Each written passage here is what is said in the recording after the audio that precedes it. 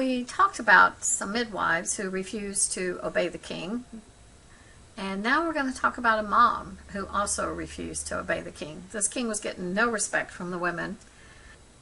In Exodus 2, it tells us about a mother named Jochebed who could no longer hide a boy who was 3 months old, a baby, and he was a boy. So she must have been one of those feisty Hebrew women that the midwives talked about earlier. And she also had a 12-year-old daughter named Miriam and a 3-year-old son named Aaron. Can you imagine what it was like living at a time where if you had a boy, you knew somebody was going to kill him? You would definitely be praying for a girl. That's your number one thought at that point. So obviously the king has come up with a new plan in terms of how to kill the baby boys. And so she's trying to decide what to do. So she thinks and she creates a plan to help him find an Egyptian home. At least that's what I think it is. She puts the baby, she builds basically a boat, and they call it an ark out of bulrushes. And so she puts the baby in this little boat and floats him in the river. And she has his sister, the 12-year-old, watching to see what happens. And she puts him, I think, in a river where she knows women are coming down to bathe, because that would be a routine type of thing we do, because we like to be clean.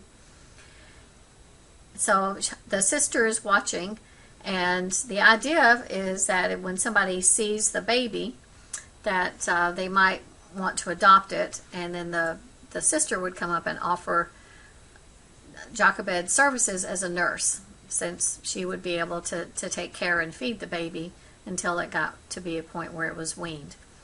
So Jochebed created this plan, implemented it, and it was successful. So after the woman adopts the baby, she gives the baby back to Jochebed, and she nurses it. And the child grew to the point where it no longer needed to be nursed.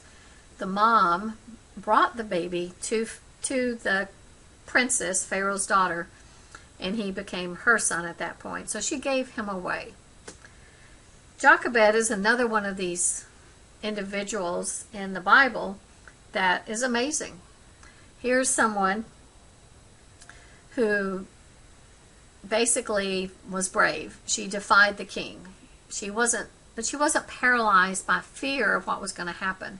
She actually did something. She's like, okay, I can't let him kill the baby. She came up with a plan. She's like, I'm going to try and get him adopted so that he will not be killed. And she acted on it. She got reinforcement. She got her other daughters to help and to be the emissary for the new mom. I think she's pretty much one of these women that we need to remember and be so thankful for her actions. She defied the king who wanted to kill her son. She acted even though she had to be depressed and she had to be upset and she had to be paralyzed with fear that someone would kill her baby. And then at the very end, after raising it and nursing it, she gave it away, which is, as a mom, the thought of doing that is just crazy difficult. So she had that kind of strength to look beyond her needs and look what's best for her son. The other area I get out of this is that God was there throughout it. And we know the rest of the story. So we know who her baby was. It was Moses. And we know what happens to him. And we know all the stuff that happened. And so we know God was involved. And we know that God's hand, his power was there. But we didn't see it directly. God didn't do a miracle and save the baby. God didn't have her have a girl instead of a boy so she didn't have to worry about it. But God's help was there, and we know it was there because we know what happened. So sometimes what I think of when I think of this is that sometimes God's actions are not going to be the direct ones that I want. I may pray for a direct action and I won't get it.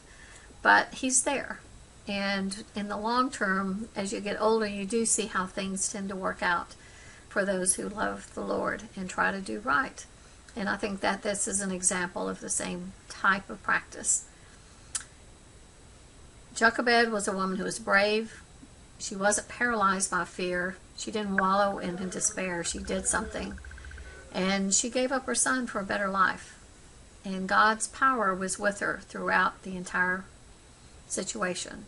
And to me, that's something that's worth remembering and keeping in our minds.